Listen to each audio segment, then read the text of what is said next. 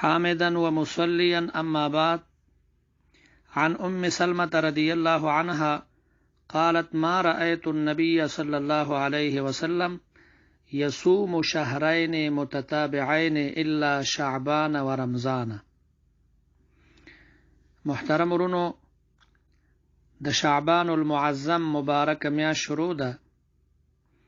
د دې میاشتې د روزو فضائل په صحیح احادیثو کې بیان شوي دي چې نبی کریم صلی الله علیه وسلم به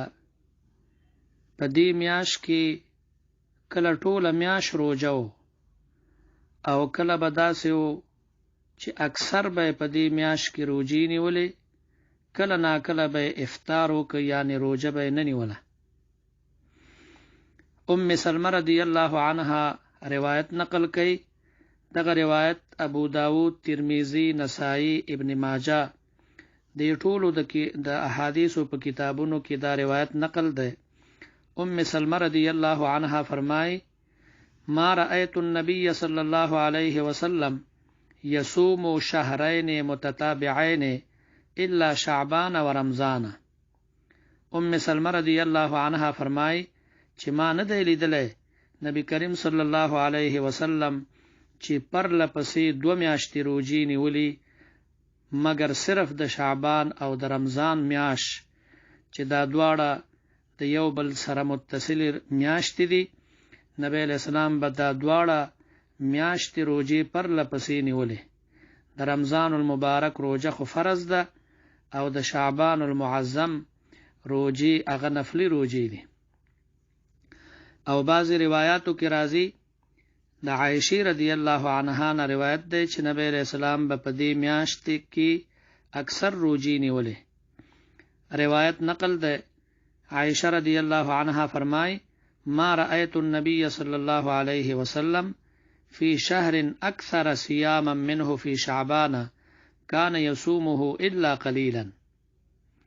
او بعضی روایاتو کې داسې الفاظ دي لم يكن النبي صلى الله عليه وسلم يصوم شهرا أكثر من شعبان فإنه كان يصوم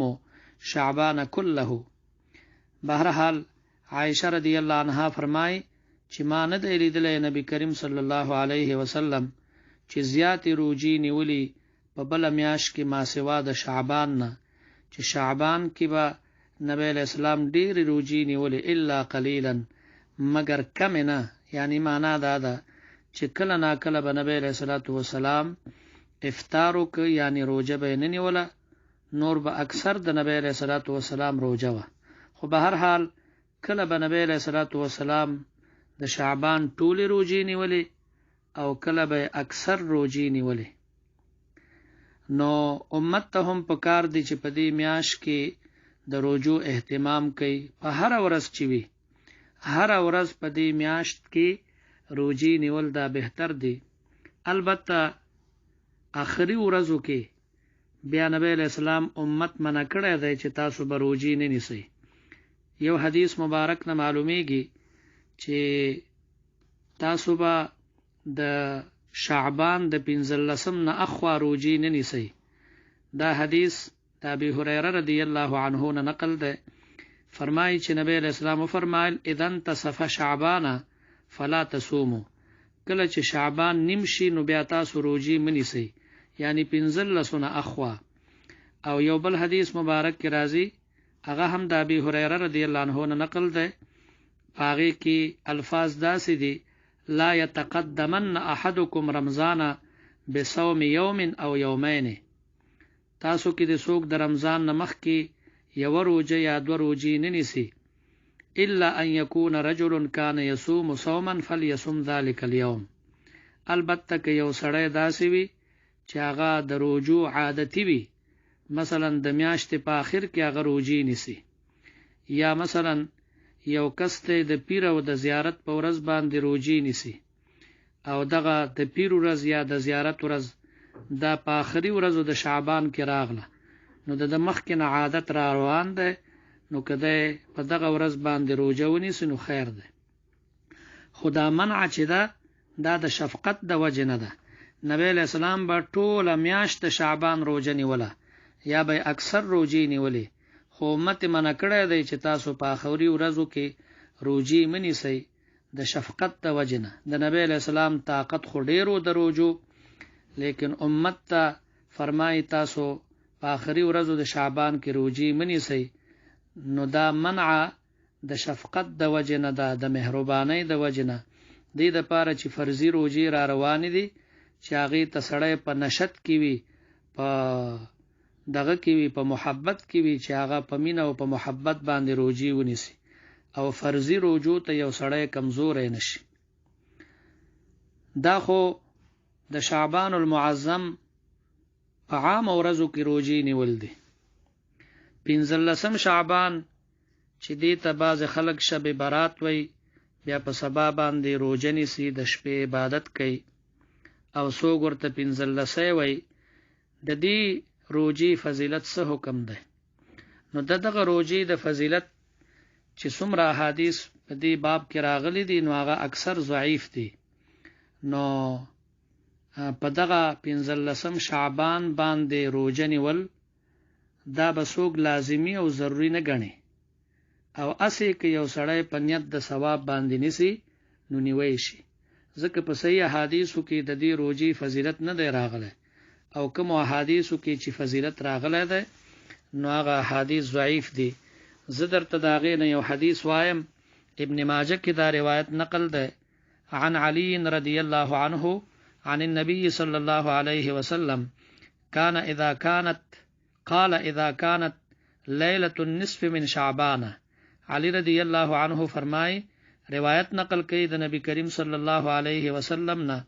چې نبی رسول الله والسلام او فرمایل کله چې د شعبان نیمه شي 15 شي نو فقوموا لیلها تاسو د دې شپې قیام کوئ یعنی په دې شپې باندې عبادت کوئ دا شپه په عبادت کې رونه کوي تهجد کوئ وصوموا يومها او د ورځې روزه ونیسئ فإن الله تبارك وتعالى ينزل فيها ذکر الله رب العالمین په دې شپه باندې راکوزيږي ما يليق بشانه لغروب الشمس الى السماء الدنيا د نور د ډوبېدو په وخت کې یا داغې نرستو اسمان دنیا ته راکوزيږي څنګه چې د الله د شان سره مناسبه ده نو فیقول الله فرمای الا من مستغفر فاغفر له ایا څوک شته دی چې هغه بخنه وغواړي د ګناهونو زت هغه ته بخنه وکم الا من مسترزق فارزقه ایا څوک شته دی چې هغه رزق او روزي وغواړي او زاغه ته روزي ورکم الا من مبتلا فاعافيه ایا څوک شته دی چې هغه په یو مصیبت او تکلیف یا بیماری کې مبتلای او زاغه ته عافیت ورکم هغه ته صحت ورکم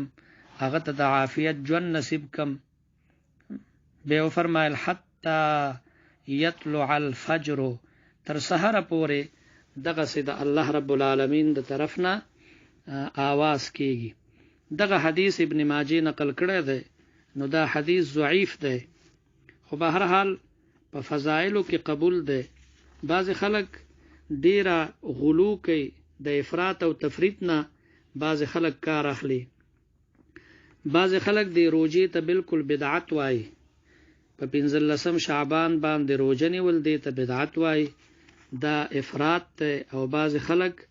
دغه روزه بالکل سنت ګڼي نو دا هم نه ده دا تفریط ته بلکې دغه روزه نیول ثابت دی په حدیث باندې حدیث ضعیف دی خو په فضایلو کې قبول دی بدعت نه ده او دغه روزه سنت هم نه ده البته که یو سړی په نیت د نفل باندې نسی نو ثواب شته ده فتاوی حقانی نقل کړی دي د مولانا اشرف علي تنویر رحمت الله علیه قول ذکر کړی دی چې په دغه ورځ باندې روزه نیول مستحب دي او فتاوی محمودیه دغه جلد لسم نمبر هغه دغه مسله نقل کړی ده په 203 او 204 صفحه کې چې دی روزي ته بدعت ویل دا صحیح نه دي البته په ضعیف حدیث باندې ثابت دي دغه حدیث نقل کړی ده خو بیا فرمایي چې ضعیف حدیث هغه په فضایلو کې قبول وي